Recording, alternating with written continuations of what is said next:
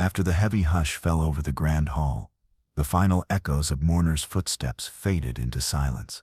A single spotlight lingered on a polished mahogany casket, as if reluctant to let go.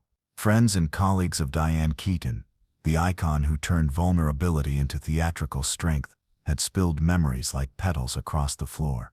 But none dared approach the one person who held the true key to her story. Tonight her daughter Dexter takes that key and unlocks a room sealed in grief and wonder. What she reveals now will shatter the carefully constructed image of a star and expose the raw truth behind a life lived in perfect solitude. Just 3 days earlier, the world witnessed a parade of tears and accolades. Hollywood's glitterati lined up to pay homage. On red carpets, eyes swelled with unshed tears as cameras captured every trembling lip. But behind the polished eulogies and the gentle orchestration of tribute reels, a deeper narrative lay buried. A narrative that Diane left unwritten, guarded by the rhythm of her own breathing and the lonely cadence of her footsteps through empty corridors. And now, at last, it will be told. Dexter Keaton steps up to the microphone, her shoulders squared by courage and tempered by sorrow. She is 30 years old, a woman sculpted not by fame or fanfare, but by the quiet hand of Diane's love.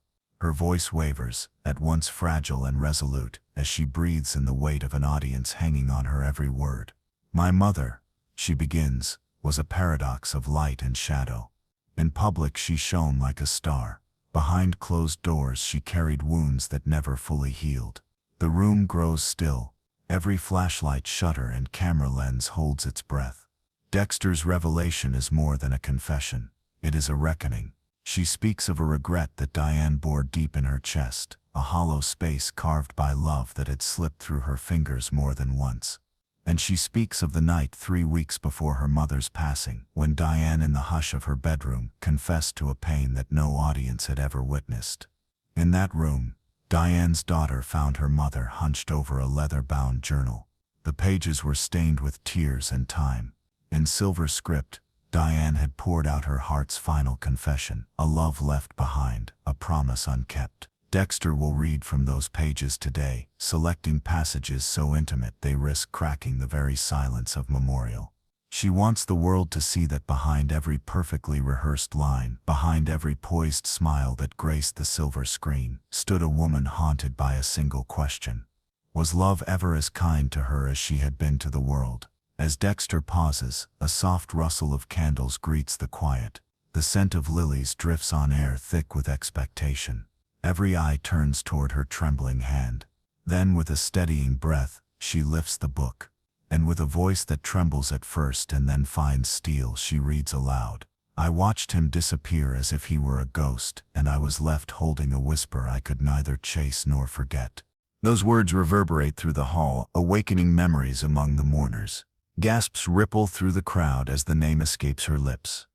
Al Pacino. Suddenly the story of Diane's life, which seemed complete with accolades and charity work, becomes tangled with a decades-old romance that history never recorded. A romance that ended in silence rather than closure. The hush gives way to a storm of curiosity, and the stage is set for revelations yet to come. From this explosive confession, Dexter unspools the tale of years Diane spent searching for belonging.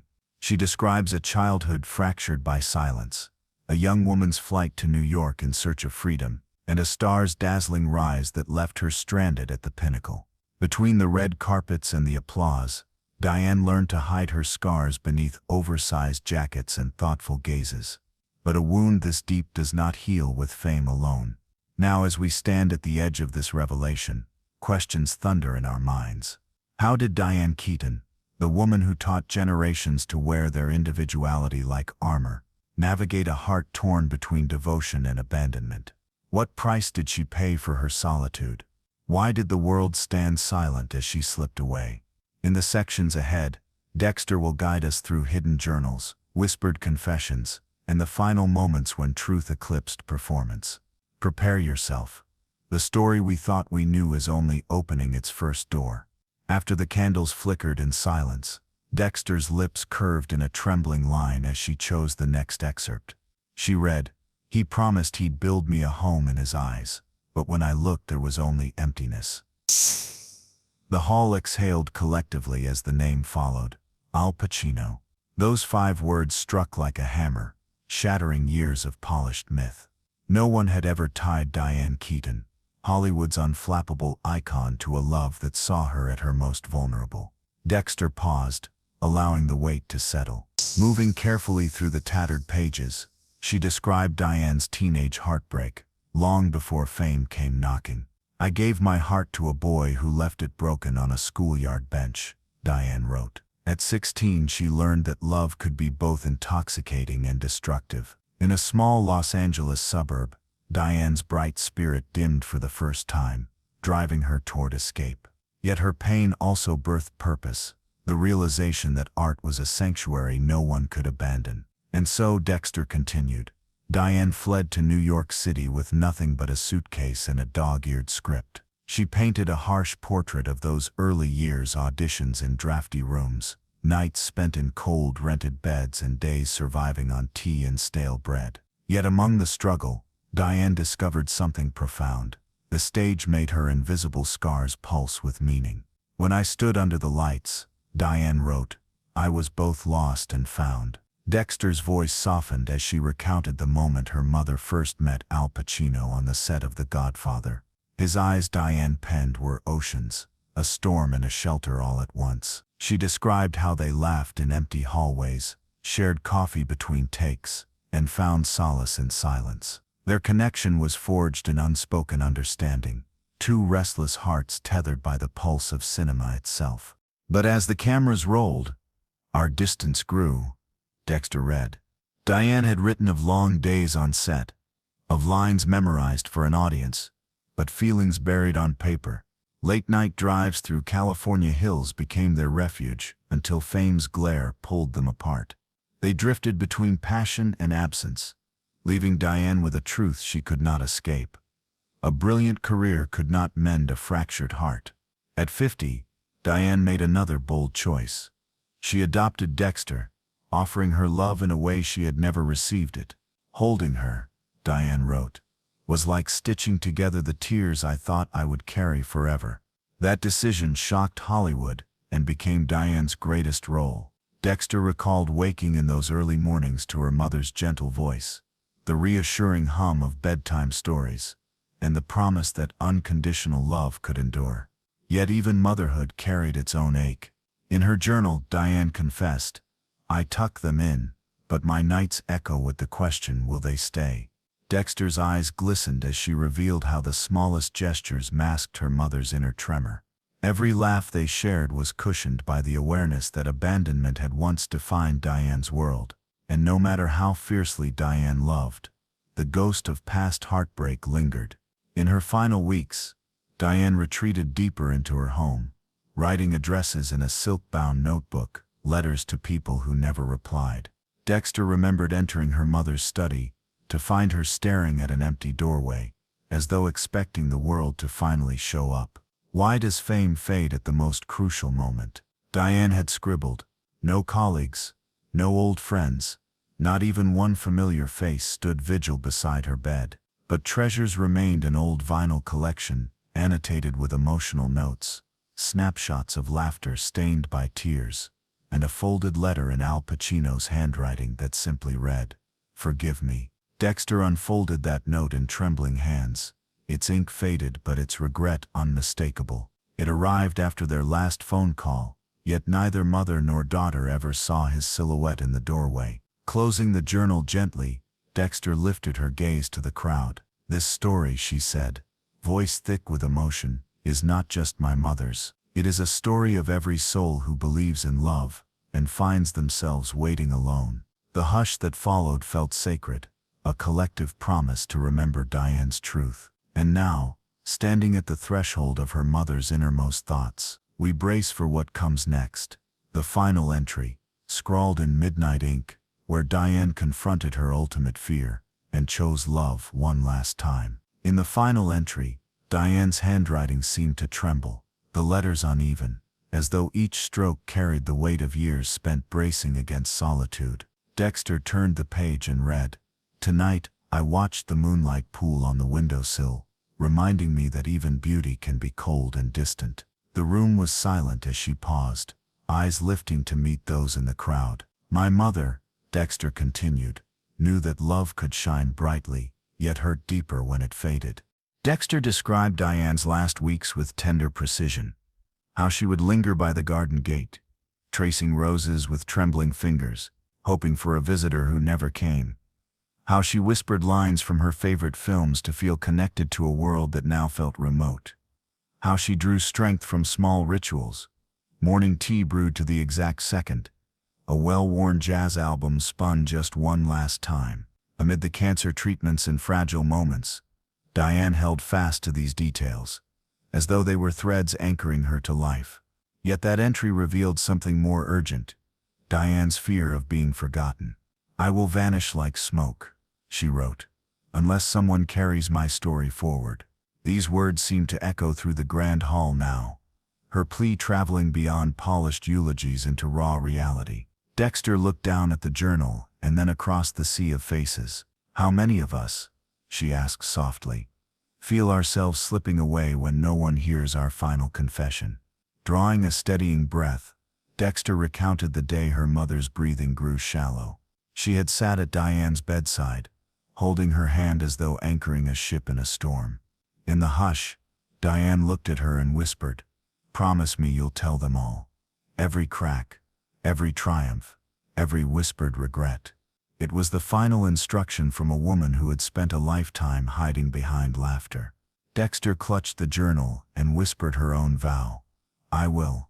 The audience leaned in as Dexter unveiled the concluding lines of that last entry. Read aloud, words that had once belonged to Diane surged with new life. "I am tired of the performance, yet I choose to step fully into this final scene with my heart exposed." Each syllable seemed to reverberate against the casket's polished surface, as though Diane's spirit was offering one final curtain call, unadorned and brave.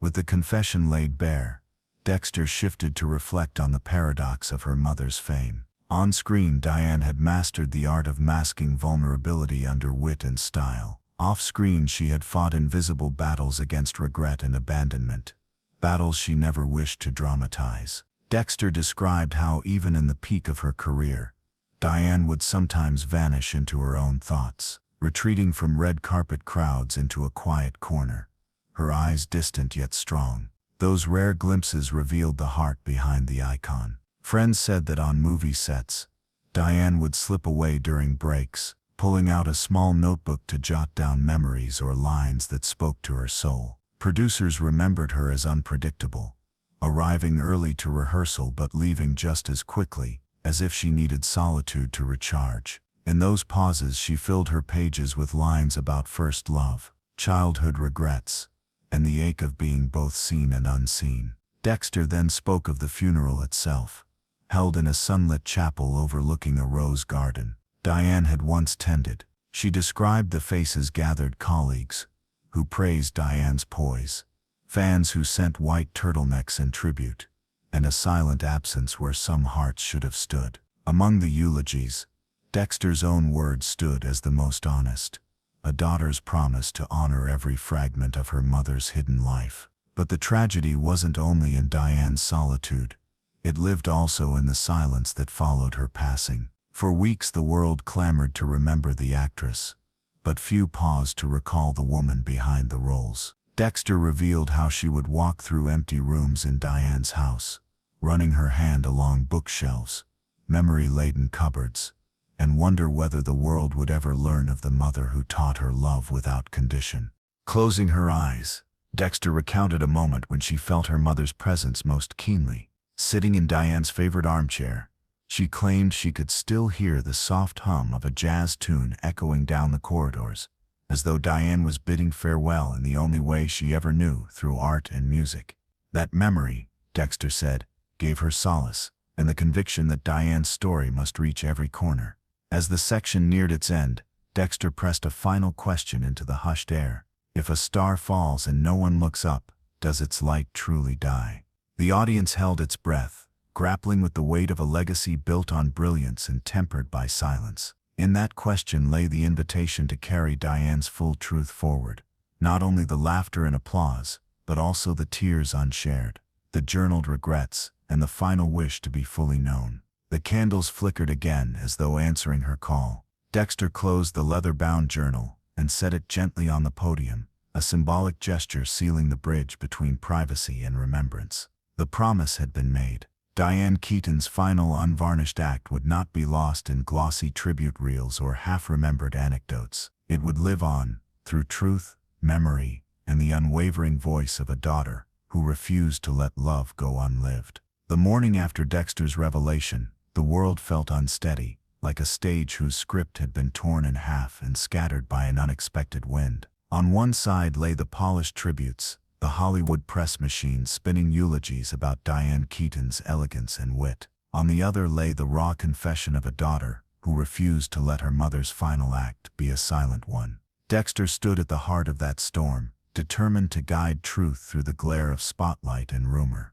She became both curator and guardian of Diane's unvarnished story, a role she never sought but embraced with unwavering resolve. In choosing transparency over myth, she shifted the narrative from myth-making to genuine remembrance, daring the world to look beyond what it wanted to believe and face what truly was. By midday, social media had erupted. Fans posted black and white snapshots of Diane on set, overlaying quotes from Dexter's reading. "He made me feel like a 25-year-old girl forever, and I will vanish like smoke unless someone carries my story forward." Tweets clustered around the hashtags #Keaton revealed and #CarryHerLight, while Facebook groups formed to share recollections of Diane's kindness on location and her silent generosity behind closed doors. Even the absence of a statement from Al Pacino became a story in itself, fueling speculation about regret and reconciliation. In Rome, a small vigil gathered outside the villa where Diane had once lived, candles flickering in the night breeze. Across continents, collective hearts trembled at the idea that a legend could die surrounded by so much silence, until the daughter's words broke the hush and beckoned the world to remember. Late that afternoon, Dexter convened a small press conference at Diane's Brentwood estate. Behind her, glass-fronted bookshelves displayed mementos, handwritten letters, faded photographs, a vinyl record of Sinatra's greatest hits. She announced her plans to establish the Diane Keaton Legacy Archive, a foundation devoted to preserving her mother's journals, personal essays, and architectural designs.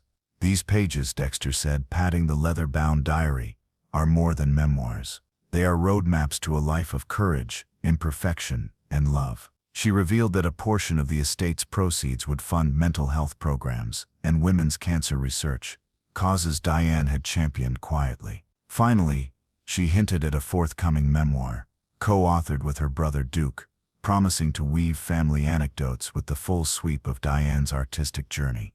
That evening, as sunset painted the living room in gold, Dexter walked the corridors alone. She paused before a wall of black and white stills capturing Diane's architectural renovations, a Spanish Revival mansion, a Beverly Hills bungalow, and the rustic Sullivan Canyon retreat. Each home bore Diane's signature blend of light and texture, just as her life had blended grace and grit.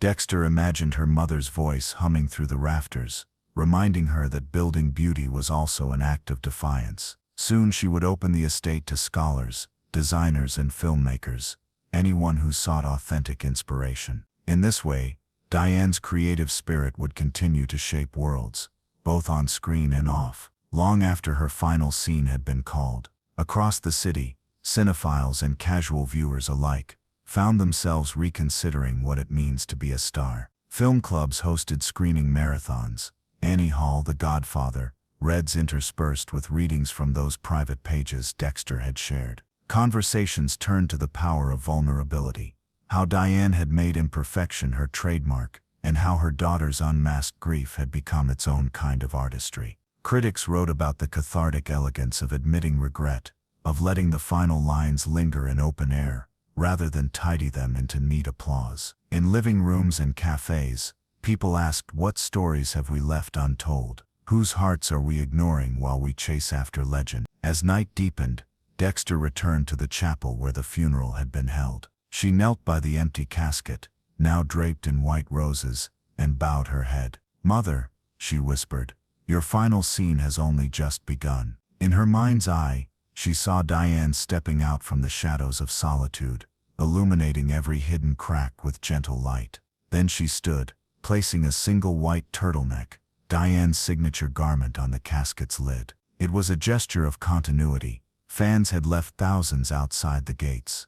But here, in this quiet moment, their symbol became a personal token of remembrance. Dexter closed the chapel doors behind her and inhaled the cool night air. Above, stars flickered in silence, as if watching a story unfold beyond words. She had promised to carry her mother's light, and now that promise guided every step she took. In the days ahead, she would share more excerpts, more truths, until Diane's voice, raw, unfiltered, and unafraid, resonated in every corner of cinema and memory. Because a legacy is not measured by years lived under spotlight, but by the courage to reveal the heart beneath. The Diane Keaton Legacy Archive opened its doors on a golden morning, sunlight spilling across polished marble floors and illuminating walls lined with faded scripts, candid photographs, and leather-bound journals. Dexter watched from the grand foyer as the first visitors trickled in, film scholars with notebooks, architects eager to study her mother's renovation sketches, and everyday fans clutching white turtlenecks and vintage movie posters. Each one paused before the centerpiece exhibit, Diane's final diary, encased in glass, open to the page where she confessed, "I am tired of the performance, yet I choose to step fully into this final scene with my heart exposed."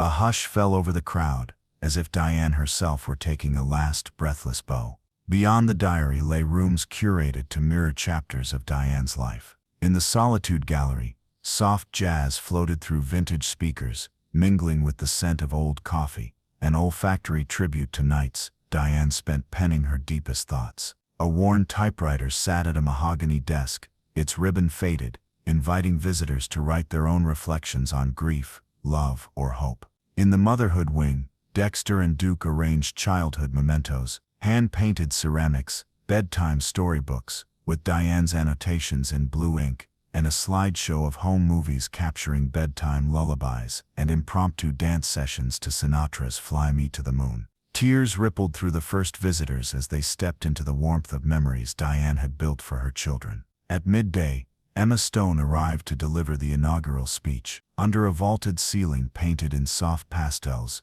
she recalled her first meeting with Diane on a chilly Toronto set.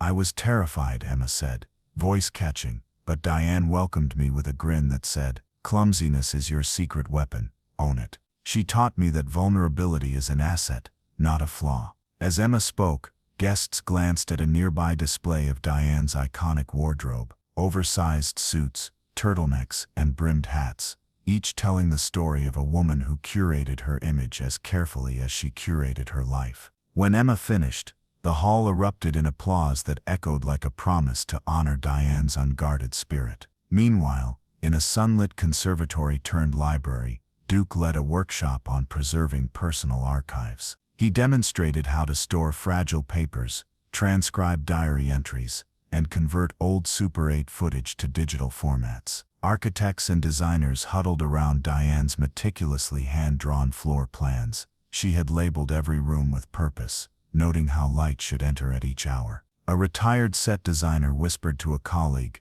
"She didn't just act, she built worlds for her characters and for herself." As participants sketched their own designs inspired by Diane's aesthetic, Dexter watched from the doorway, pride glowing on her face. Her mother's creative legacy was unfolding, room by room, life by life.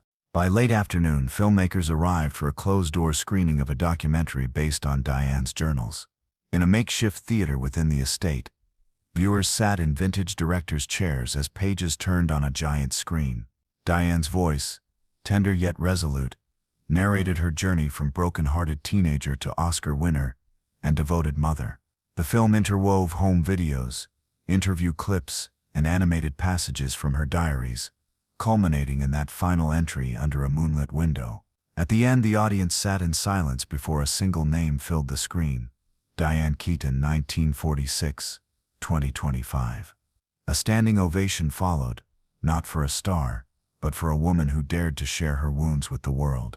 As dusk settled, the estate's garden glowed with lanterns, and guests gathered for a benefit gala under swaying olive trees. Long tables were set with simple but elegant place settings, mismatched china Diane had collected from her travels, each piece bearing stories of foreign landscapes and fleeting romances. Dexter rose to speak once more, her voice steady despite the tears glinting in her eyes. "My mother taught me that imperfection is its own kind of beauty, and that the bravest act is to let others see your scars," she said. The crowd nodded, glasses clinked, and pledges poured in to support mental health initiatives and women's cancer research, ensuring Diane's generosity would bloom anew in lives she never knew. When the gala ended, Dexter walked the moonlit paths of the garden, pausing before the rose bush Diane had planted on the day she adopted her first child. She knelt in the dew and pressed her forehead to the ground, feeling the earth's quiet heartbeat.